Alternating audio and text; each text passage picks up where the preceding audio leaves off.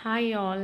അപ്പം ഇന്ന് ഞാനൊരു ബാലൻസ്ഡ് ഡയറ്റിനെ കുറിച്ചാണ് പറയണത്, അലോങ് വിത്ത് ഇൻ്റർമീഡിയൻറ്റ് ഫാസ്റ്റിംഗ് എനിക്ക് തോന്നുന്നു ഇപ്പോൾ എല്ലാവർക്കും അറിയാം എന്താണെന്ന്. നമ്മളൊരു 14 അല്ലെങ്കിൽ 16 അല്ലെങ്കിൽ 18 അവേഴ്സ് ഫാസ്റ്റ് ചെയ്യുന്നു, ബാക്കി സമയം ഫുഡ് കഴിക്കുന്നു. അപ്പം നമ്മൾ നമ്മുടെ ഫാസ്റ്റിംഗ് ബ്രേക്ക് ചെയ്യുമ്പം ഏറ്റവും ഇമ്പോർട്ടൻ്റ് ആയിട്ടുള്ളൊരു കാര്യം എന്ന് വെച്ച് കഴിഞ്ഞാൽ ഒരു ബാലൻസ്ഡ് മീലായിരിക്കണം അത്. ബാലൻസ്ഡ് മീൽ എന്ന് പറയുമ്പം അതിൻ്റെ അകത്തൊരു ചെറിയ പോർഷൻ കാർബോഹൈഡ്രേറ്റ് വേണം, അത് ഏത് ഫോമിലും ആവാം.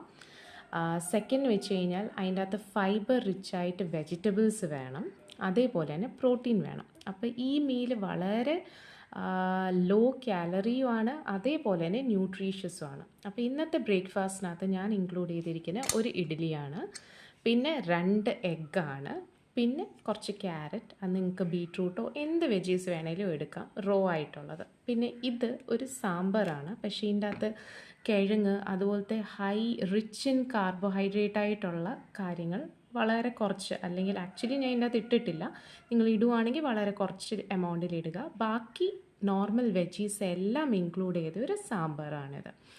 അപ്പം ഇത് കാലറി കുറവുമാണ്, എന്നാൽ നമ്മുടെ എല്ലാം പ്രോട്ടീൻസ്, കാർബോഹൈഡ്രേറ്റ്, വൈറ്റമിൻസ്, ഫൈബർ എല്ലാം ഇൻക്ലൂഡഡുമാണ്.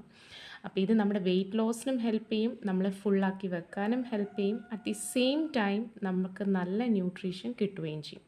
സോ അപ്പം നെക്സ്റ്റ് വീഡിയോ വരെ ബൈ.